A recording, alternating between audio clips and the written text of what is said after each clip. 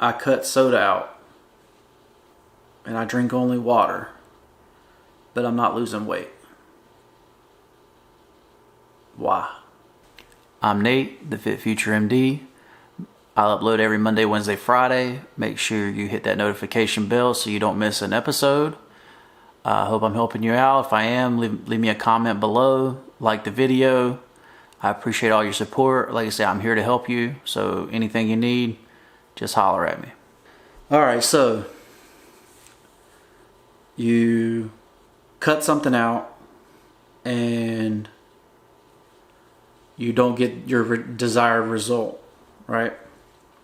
So, number one, you want to know if there's some kind of underlying health issue going on, right? So, always, at least once a year, go get a physical, get your blood work done, because there's many things like thyroid hormones, kidney function, liver function, your heart, that can cause you not to lose weight, to retain water, to, whatever, decrease your BMR, that can prevent you from losing weight.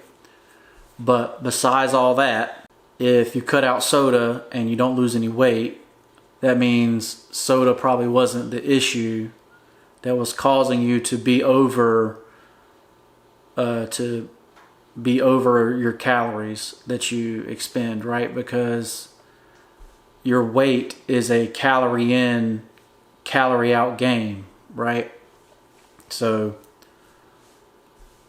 for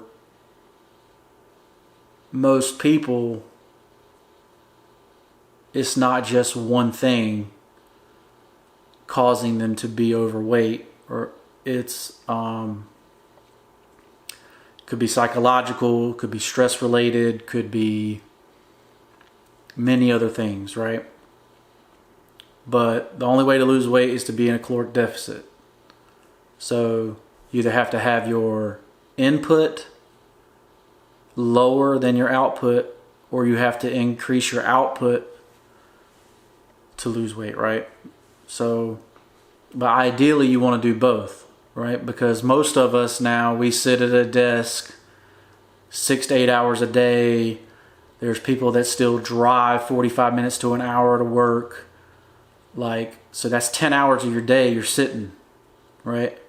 And to think that you're just going to cut out soda and all of a sudden you're going to fix, your low testosterone, or your thyroid hormone's going to go up so you lose a bunch of weight, or that's not, just cutting out soda is not going to be the ticket, right? If your output is not high enough to overcome your input, you're not going to be losing weight, right? Simple as that. And I would say this on the last thing, right? There's a level at which you can't decrease what you're eating anymore, right? So that means you have to increase your output, right? So to do that, weight training is necessary, right? Because you want to have a sitting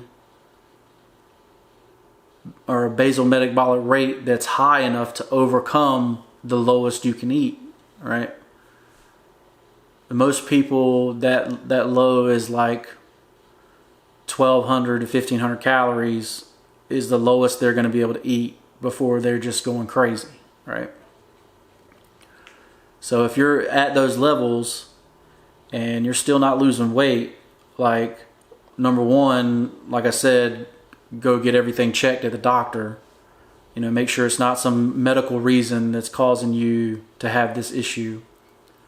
But then number two, your output just has to increase, right? And the way to do that is weight training.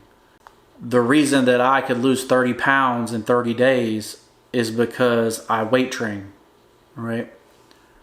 I already had my output very high, but I was eating a lot. All I had to do was cut down what I was eating, and a pound a day at that high BMR is no problem, right? But if your BMR is sitting at 1250 and you're eating 1200 calories, you know, you're not going to see that much weight loss very fast, if any at all, right? So that BMR has to increase somehow. Let's say if you're a newbie, you know, start with bands and yoga, right? It's literally 30 minutes a day. You can do it at home. You know, there's plenty of workouts on YouTube, but I obviously have one on my channel. Like, if you want to go back and check that out, I recorded all those during the pandemic, you know, when we were stuck at home.